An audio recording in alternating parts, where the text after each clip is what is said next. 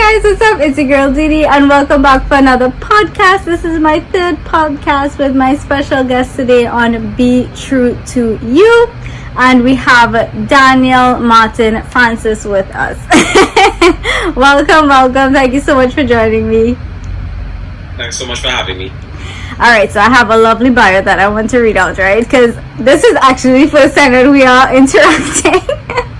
And it was just through Facebook that I think it was probably a random ad, and I saw that you write books and you do all these things. So I was like, whoa, this is really interesting to talk to this person and see what you went through and how you got to where you are, and if we could motivate and help other persons to reach their goals in life.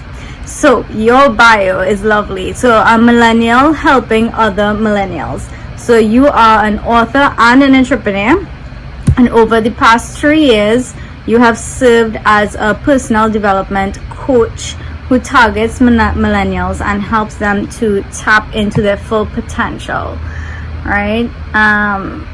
Under your specific direction. So you do like practical skills, you have time management, goal setting, and staying consistent with everything that they want to accomplish.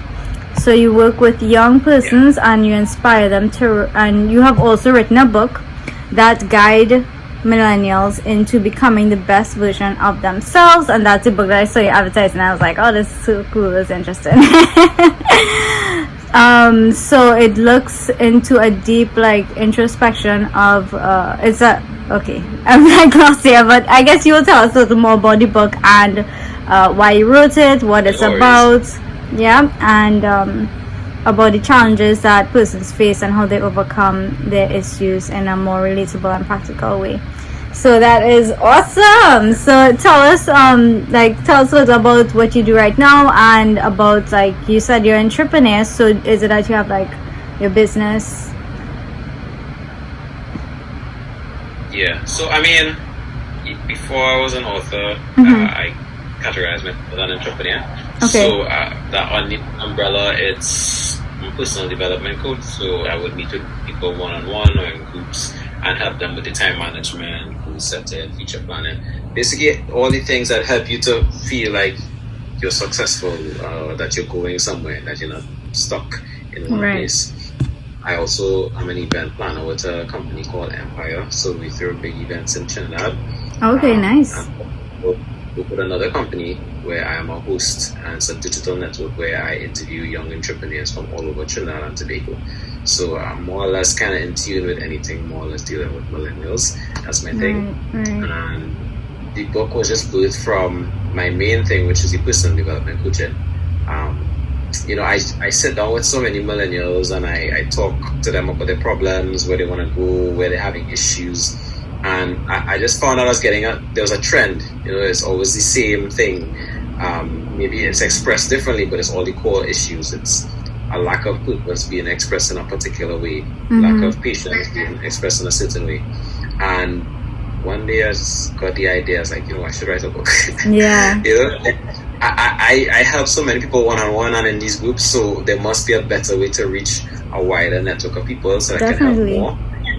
And the idea for the book came up, and I mean, I'm no English major buff in science out loud, but everything is more or less figure outable, and that's what I did. I went on YouTube, I did courses, I read books, I reached out to local authors, international authors, to just get as much information as I could, because that's what I was lacking. Right. And from there,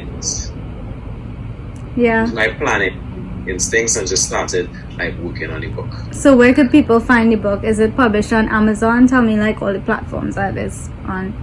So right now it's on Amazon, the ebook and the paperback, and then locally I have it in very few locations, because personally I like to deliver the book to persons. Right. But outside of getting it from me, it's in Sharon's bookstore in Port of Spain, and this nice spot called Scribbles and Quill, all the way in Shoguners. But most people, they usually just reach out to me on social media, on my platform, Rebid Limited, or Francis, on any platforms, and they say, hey, I want a book. They sign up form, and I like it that way, because when they sign up that way, I get to interact with them, meet them, have a nice conversation. Usually my deliveries run really late because I can't stop talking to people. I'm bad, but right. I just really like meeting the persons who are interested in my work, because it just gives me an idea of who they are, what the instructors are, what they're going through, and why they found it interesting. And I think it's pretty cool. So what are the most common struggles that people go through in terms of if they want to branch off into being an entrepreneur? In your experience that dealing with all these one-on-one persons, what do you think is one of the most difficult things for people to get through? If we're talking about personal development, I would say that a lot of people don't know what they do, and that not knowing causes anxiety. So either they don't know what direction in their lives, maybe they don't know what their purpose is, maybe they're not very productive, so they feel like they just don't want to grow, but they're not getting a lot of results. And what I do is I kind of help to create a funnel for them so that they can direct all their energies directly to what they want, right? And I think we all need that too. It just kind of goes hand in hand with it. Yeah, it's you provide sort of a support system to guide persons to reach their goals. And the thing is, personal development and self-help and all these topics, they're not very big in Trinidad. We don't really believe in that. We're very proud people. We believe that we can figure it out on our own, and getting help in something that's so foreign seems weird, but listen, personal development changed my life. I had a lot of potential. I wanted to get to all kind of thing, but I did not know. I couldn't really see what my future would look like, and because I couldn't see it clearly, I was just wasting a lot of time. I was unhappy. I was in a job I didn't like. I wasn't really going anywhere. And year after year was passing, and nothing in my life was changing. And after that experience, it just showed me that you could have all the potential. You could be as valuable as anybody, but if you don't have that direction, if you don't have those tools, it's very easy to get lost and to feel unsatisfied, and Definitely. that can lead into deeper and deeper things that just kind of consume you. And after going through that, I just want to make sure that nobody else has to go through something like that. Yeah.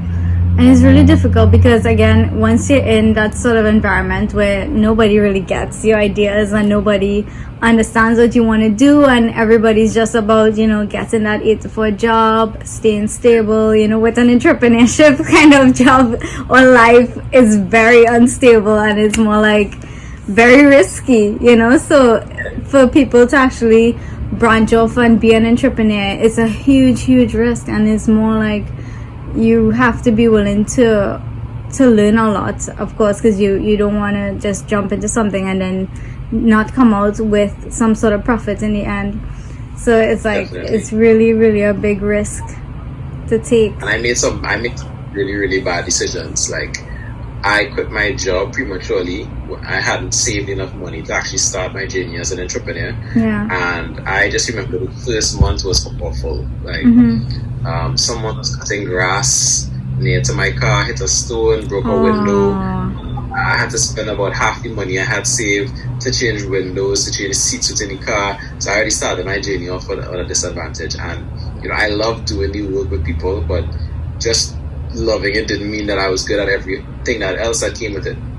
So I was really terrible at the sales, at the marketing, all of that stuff at the beginning. So I struggled, but because I more or less dove head first without any way back, I was kind of forced to learn really quickly. So I had to kind of figure it out and keep working, because if I didn't, Yeah, exactly. And you have to have that inner drive, that inner motivation to keep you going. So do you have a good sort of support system that, was written for you? Or did you actually have to do it on your own and then learn on your own and just trial and error sort of thing? You had a good sort of family support system, or was it just not there? I mean, lucky for me, my parents do this work, so they actually brought me into it. So they do leadership development. And they were just the perfect model for me to see that, okay, this is something that could, one, make me money, but then two, could actually satisfy my internal purpose of wanting to help people in this particular way. So all the little questions I had, all the little queries, I just went straight to them. I learned a lot from them. And this year was actually the first year where I more or less branched off from them, created my own company, and slowly transitioning into doing my own thing, which is really, really exciting. That On is top great. of which, I have an amazing friend base who support me in everything. Like, if I didn't have these friends, my book wouldn't be what it is today. Because you have to have some kind of support. You have to have a family. You have people who's rooting for you, who's willing to, even if it is not there, they're not buying the book directly, that they're sharing about it. They're saying, hey, you need to read this. They're messaging their friends. And that was something that I experienced heavily when I launched. And I know some people don't get to experience something like that. And I'm very blessed to have that. That is good, because I know the struggles. I did something similar where I left a job and then started my consultancy online. So it was really similar to where I didn't have that sort of stability before I started to be an entrepreneur or try to network and stuff like that. So it was a trial and error, and I think that pushes you to keep trying and not give up, in terms of like motivating yourself, and going through everything makes you a lot stronger at the end, I do think. Because then you would be able to know how to advise people a lot better, because you've been through sort of like the worst kind of thing, and you could learn and adapt and based on that, right? So that's awesome. You have to experience. Yeah. So tell me more about, like, if somebody wants to be an entrepreneur, like what, and they wanna like talk to you about it, what are the first things you would have to go through with them if they and like tell me about your classes and stuff like that, where the persons reach out to you and join. How would that happen? Now, when it comes to my work, it's very hard to explain, but because I deal mainly with results, I get all types of persons. I get persons who are just working a job and they want to, figure out their life. I get entrepreneurs who are trying to better be able to manage themselves so they can get the results they want. So at the end of the day, I always evaluate people in a way to find out the core issues, because we always have these behavioral surface things that we do, but it always comes from core issues. And there's always, the lack of productivity because they can't focus. They can't focus because of X, Y, Z, and keep going on the line. And that's where I kind of more or less attack that.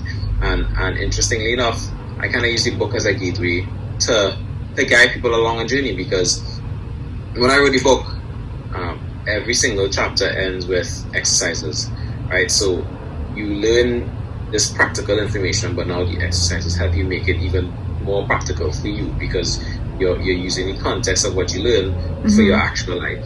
Right. And then I actually launched a self-help program that goes alongside with the book. I actually just did it like 2 months ago. Full score a little while ago, and it's just a way of extending it, because the feedback I was getting is like, oh, Daniel, I feel like you're talking directly to my issues. Problem. So I wanted to like extend a hand of, okay, this is, we can take it to the next level. So that is actually something that's been going really well. People sign up, and they learn about all these different aspects that go a little bit deeper, because just talking about time management, that's a whole thing on itself. And for our generation, is just, we grew up in technology, we grew up with instant access, instant gratification. We are a fast-paced era, so when you tell us things like we had to learn habits and we have to have patience, and we need to understand that there's a long-term flow of things that we actually want, that actually have value, it's tough. It takes time. It takes boosting the bubble of, okay, I'm in the adulting world now, which works differently than what I was taught. Because we were told something different. We were told you work hard, you get a good job. That is not the reality. That works for our parents, it doesn't work for us. Exactly. We have to do more. We have to be more innovative, and we have to understand that it's not exactly as we expected, but there is a space for us. We just have to create that space, and that's what I help people to do. So for me, it's people.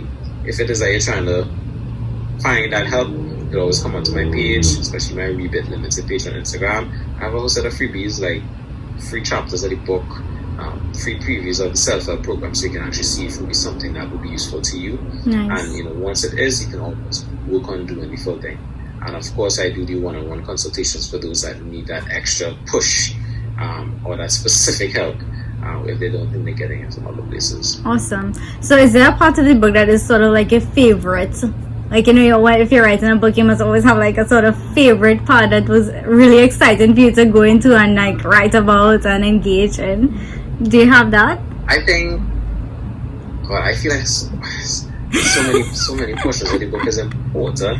Yeah. But I think my favorite part of the book is a chapter called Quarter Life Crisis. Okay. I think that is a very millennial problem. Again, going back, attributed to the fact that we're so fast-paced and we always want things now. Yeah. We can't even wait to have a midlife crisis. We have a quarter-life crisis, right? And my favorite chapter is because when I planned initially to launch my book in April, I had made the entire plan in November of 2019. Right? But of course, this plan did not have any plan B when it came to a global pandemic. So about 3 weeks before the actual launch was supposed to happen, the government said everything is locked down and it'll be locked down for a while. So I had to change my whole plan. But it just really depressed me because I put a lot of work into this, I put a lot of money into it, and I knew that I was not going to be able to do this the way I wanted to.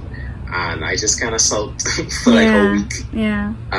And then my editor sent me some drafts of the book to take a look at. And I was re-editing that same chapter, Quarter Life Crisis, and I'm reading the section that's talking about, things don't always go according to plan, but it's your life, you're still in control. And I'm just thinking to myself, wow, I am a huge hypocrite. I wrote, here I am sulking like a little baby. And it's weird that my own words kind of motivated me to say, okay, let me just salvage what I can and manage it in an innovative way and take control of it. So yeah, that's definitely my favorite. That's awesome.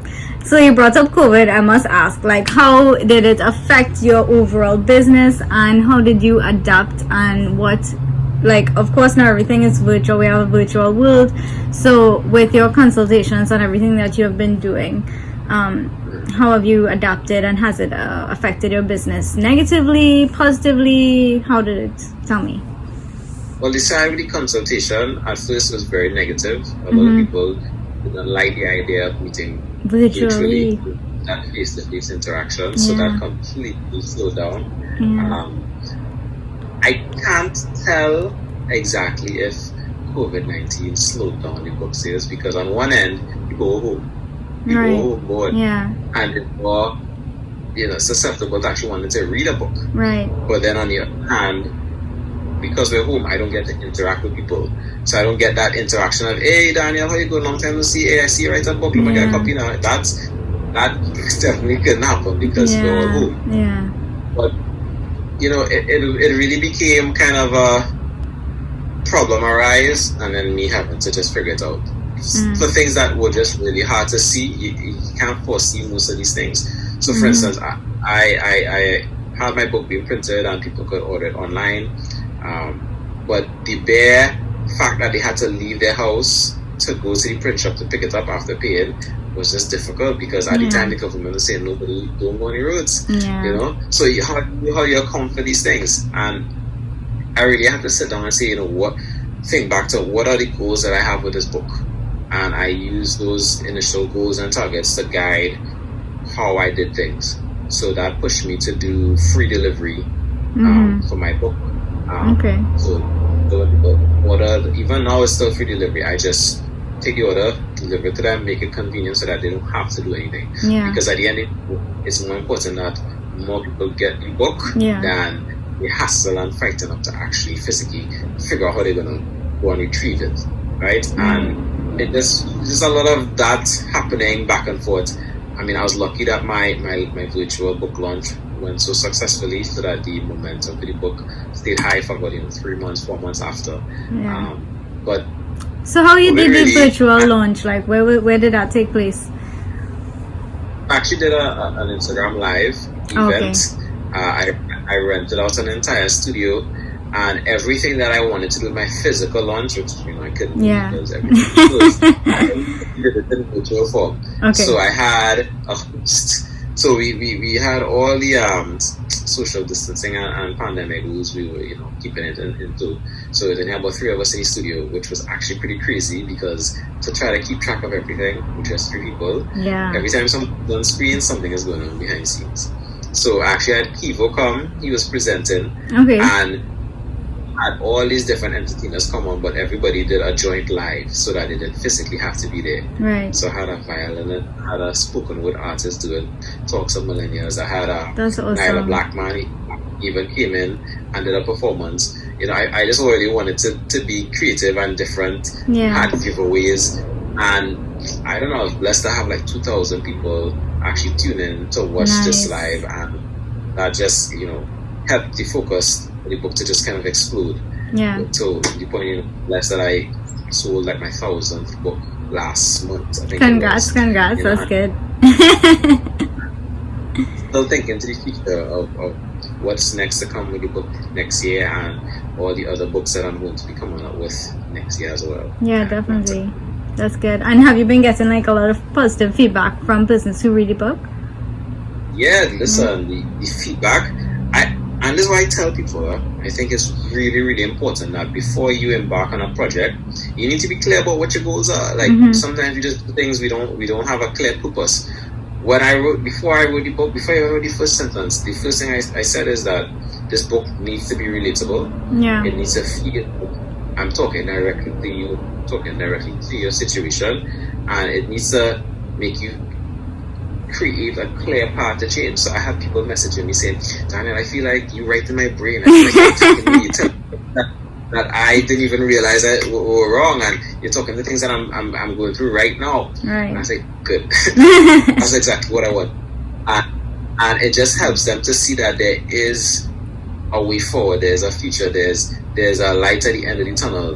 Because again, as someone who was there, feeling stuck, feeling like no matter what you're doing, you're not getting anywhere, I know what that felt like, and I know the things that can help get you from point A to point B. Yeah. And that was the main purpose. So the feedback I've been getting has been along that line. And it's really crazy. It's really scary to write a book because when you are done and that book is out to the world, you never know what people are going to see. Yeah, of course. It's scary. Like you never if you put anything out to the world, there will always be.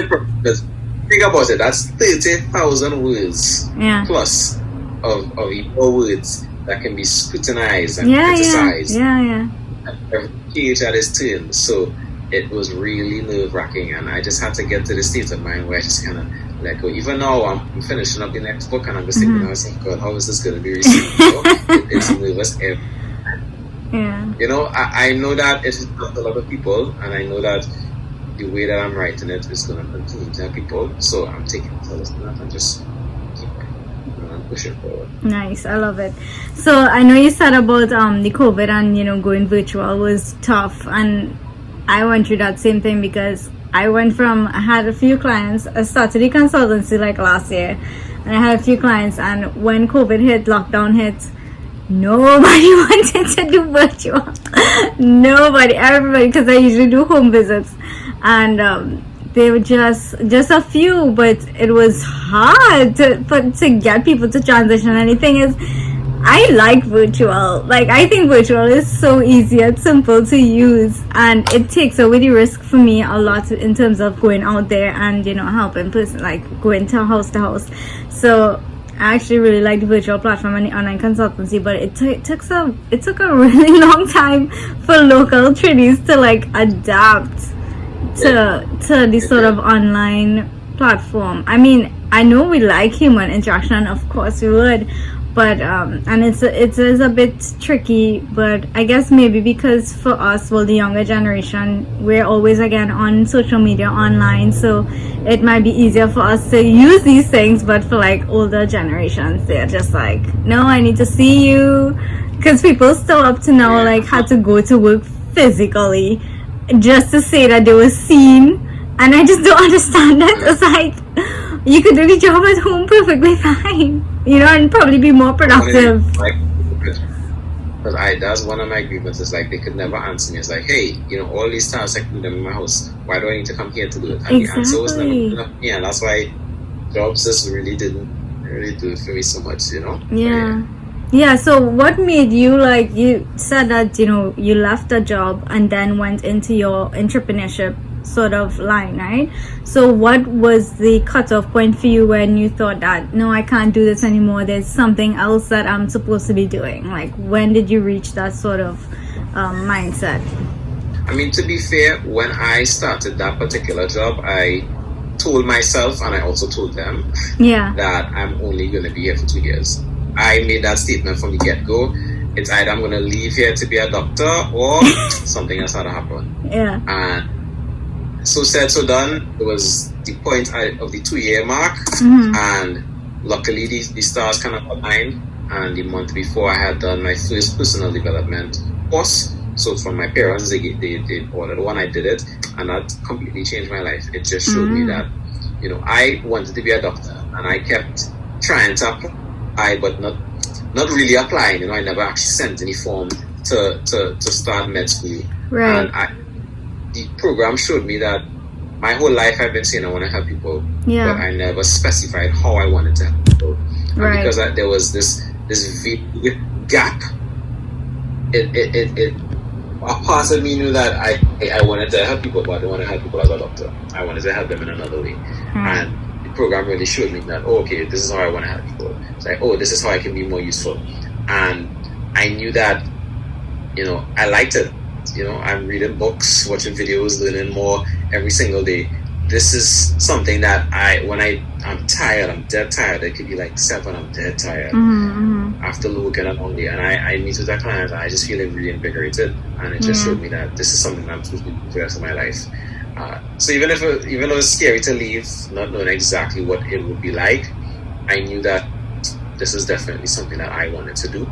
Even with all the mistakes and tripping over myself and having to figure it out as I go, I don't regret, making that big decision. Although I don't suggest anybody to do that. It's a job and 6 to 12 months of your income saved, and be making from your side hustle or your side business that equals your income before you leave. That is something that I should have learned back then, but I'm passing on that knowledge. Yeah, I definitely agree in terms of safety and saving up and making sure that you are financially stable for a little while before you go into your entrepreneurship path and even do the small business alongside what you do. But sometimes it's so difficult to focus your energy on both. Like, if you're stuck in a job that you really hate, and then you're passionate about this one thing, but you just don't get time to do that one thing because the job is just so exhausting mentally, it's stressful, and it's just draining you completely, and you wouldn't be able to pursue your actual passion or dream until you back off from the job. And that's sort of what happened to me also, because I was away. Well, I didn't know how to start to get persons to come to me for advice in terms of their health and stuff. I'm a dietitian nutritionist, registered, and it was hard because I didn't have any programs or anything yet. I didn't have the consultancy. All I had to do was just put everything in a group and call it a package, and then I started to get persons, and then I just labeled it underneath a consultancy, and then I started to get persons. So, but it was like I had to be treated really badly in a job which was more of a growth experience, because I worked for a private company abroad, and it didn't last that long because of the treatments. So I stayed and I tried to, but I definitely am grateful for the experience because I developed the skills and saw like the work environments and understood that this was not for me, sort of thing. Because even here in Trinidad, I worked in the public sector, and I was like, this is not for me. How is this? Because I just don't think that people are really helped as much as they could be in that sector. And I wasn't free to do what I needed to do to actually help persons with their health. So yeah, being an entrepreneur has really been exciting experience. There've been a lot of ups and downs. So looking at you as an entrepreneur as well, it was really interesting to look at your background and see like what you've been through as well, with struggles and support and challenges, and that you never gave up and you kept going, and even through COVID and all the things, and you're able to adapt it's always important to adapt to whatever happens, because like with COVID and people lose their jobs and stuff, if you're not able to, you know, do something else, or how would you survive? You know, you still have to be able to overcome the issues, because even with your job, like being an entrepreneur, like things will always change, and you'll always have to know how to, you know, still like how you have your basic sort of ways to help persons, you can still go back to the basics to have your goals and understand how you have to, what you have to do to get to them. So it's really, really great. And any like sort of last advice that you would want to give for young millennials or entrepreneurs, or anybody who, you know, thinks that they don't fit in the normal sort of trending world where everybody's like 8 to 4 job, get education and stuff like that? Any advice that you want to leave with them? I would say follow your passion. I think it's really, really important to understand what you stand for and what type of life you want to live. And once you're able to map out what that looks like specifically, to actually aim for it, because literally you can do anything. Exactly. There's nothing stopping you from living the life that you see within your mind. You know, I know back then the life I saw for myself didn't fit with how the lifestyle of a doctor. Yeah. And now the decisions I make, they are leading me towards the life that I see myself living. And don't worry, be open to like figuring it out. Yeah. Just the fact that the door is open, that you're saying, I want this, I don't know how I'm gonna get it, but I'm gonna get it. You will figure it along the way. Or something, you have the university, you do listen, you can figure out anything.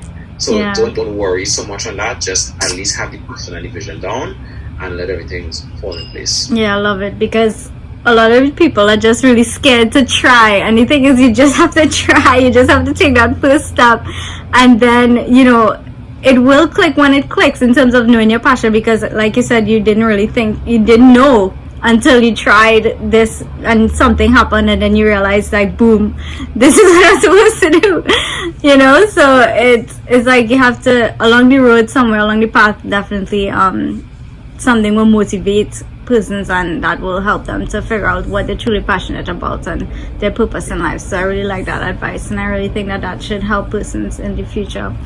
So I think we'll close out there. Thanks so much for joining me. I really appreciate your time and energy, and I loved our conversation. I hope that everybody's listening. If you guys are interested, go and check out his website or his Instagram. I will link everything in the bio, and I'll see you guys next time for another podcast. Bye. Okay. All right, thanks so much. No problem. That's all. Thank you for having me. I really enjoyed it. I hope the podcast comes out to your pleasing. Of course it is. Yeah, this is the third, like I think this is the third week, so it's one person every week I'm trying to get. But yeah, thanks so much for joining me. I really loved your story, and it was very inspiring. And do enjoy the rest of the evening. You too. Have a good Christmas. You too. Alright, bye. Hi guys, what's up? It's your girl Didi, and welcome back for another podcast. Didi's, oh sorry. It's called Be True to You. Let me start over.